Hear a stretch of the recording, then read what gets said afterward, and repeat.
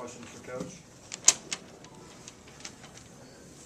Coach, you think a good start to the game, but then you backed up with a good start to the second half that gave you a little wiggle room there at the end, maybe? I think anytime, you're up 17 at half, you want to get it over 20 before it gets to 10. And we did that. And even though when they got cooking a little bit there, they started making some threes, and Timmy was in the lane, we still had, I think, enough of a cushion there.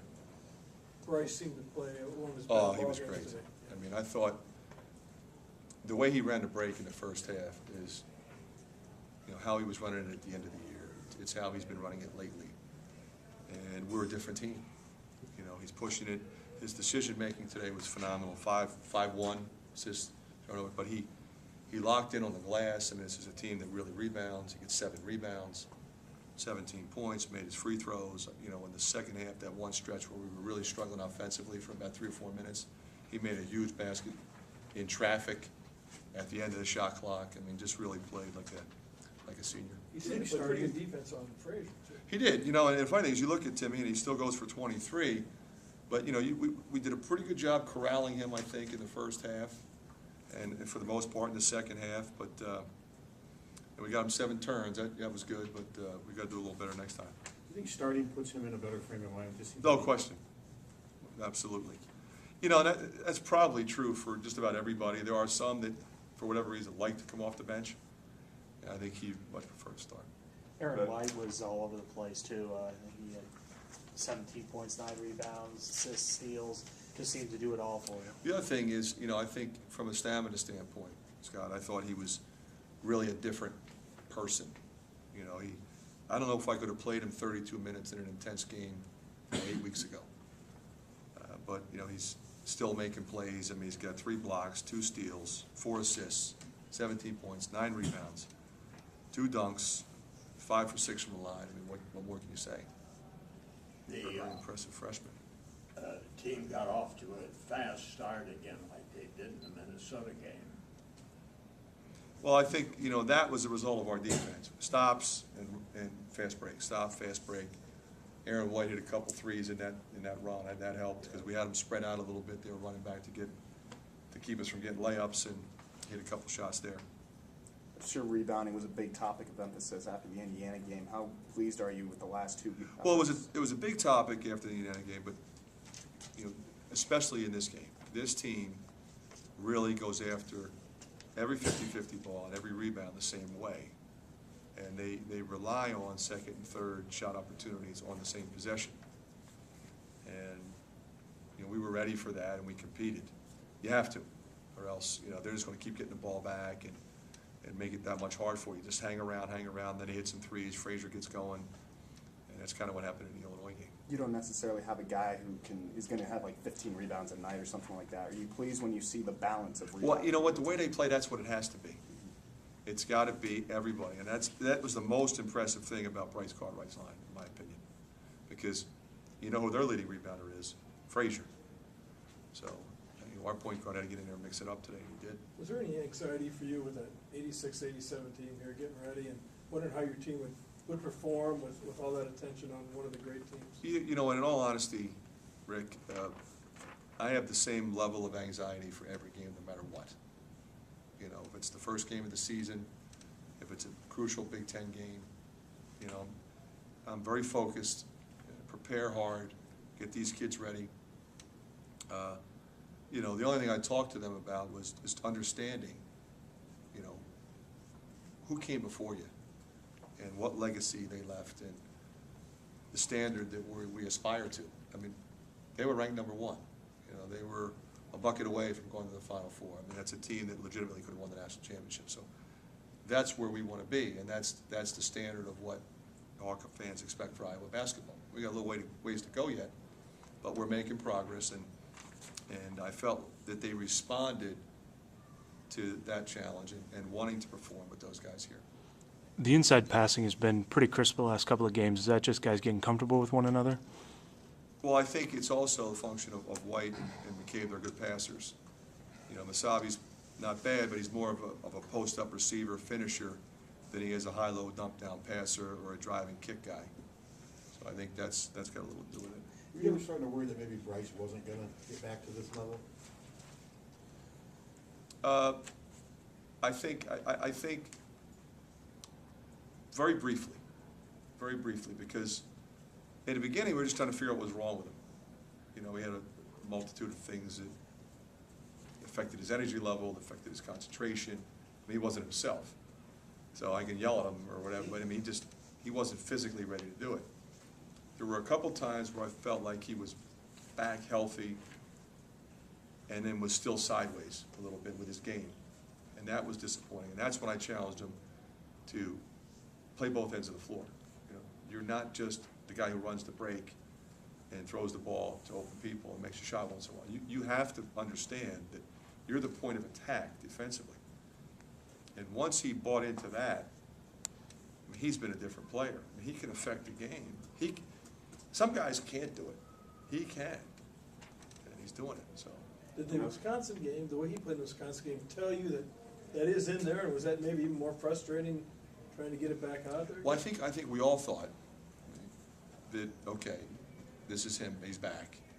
And then he had a couple bumps in the road after that. That was, I think, going back to Pat's question, kind of when you're like, wait a minute, you know, is he back or isn't he back? But we had a talk about 10 days ago. He said, no, just tell me exactly what you need me to do. I just want to make, and I told him, I said, you have to, I am not going to put you in a starting lineup. I am not going to play you the minutes that you want until you commit to stopping your man and then making good decisions and pushing the ball on a break and doing it consistently and effectively with great effort. He said, okay, all right, I'll do it. And he's been doing it. You played 4 games in 9 days, and your effort still seemed strong. Didn't seem fatigued today. Do you feel like the team's? How do you think the team's performing on this? I think you know, I was really concerned. I mean, the game the other night was pretty intense, and then you've got an afternoon game today. You know, we didn't have a day off Thursday, Friday. Okay. How hard did we go yesterday? Because the game's at 2, we're practicing at 3. I wait till school's over. You know, and then the 86, 87 team shows up for practice. You know, what's our focus going to be? How hard do I push them? But I thought they were pretty good in terms of being professional and locking into the game plan and working hard.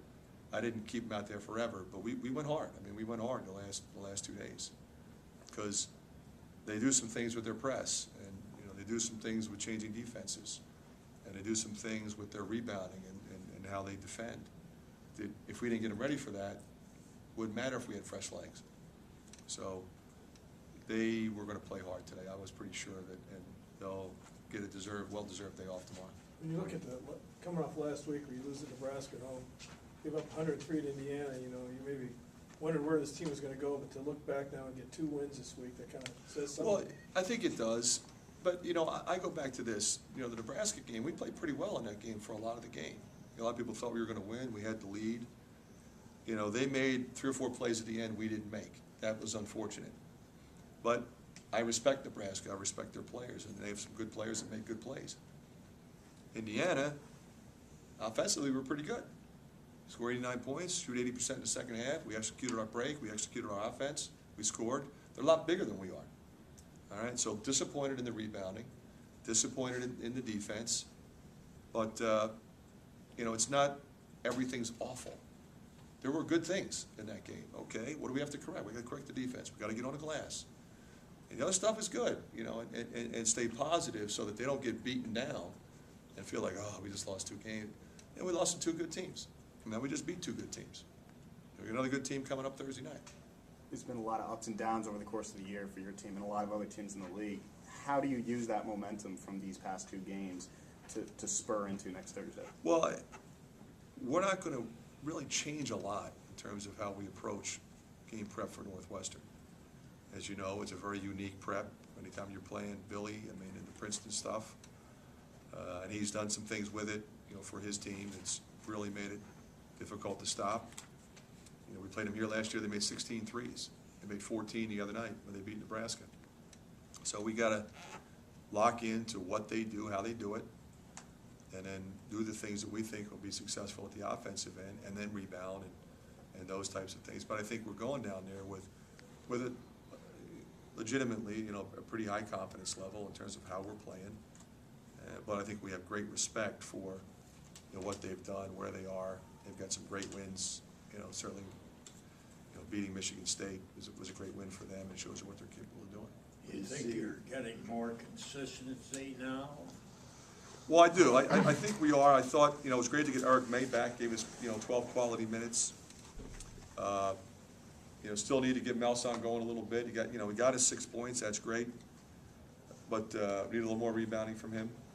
And then we got to figure out, you know, with Archie and Brahmer and Olaseni. But, you know, I'm able to rotate Basabe, White, and McCabe. But I'm able to rotate Gatens, Oglesby, Eric May, Marvel, and Bryce.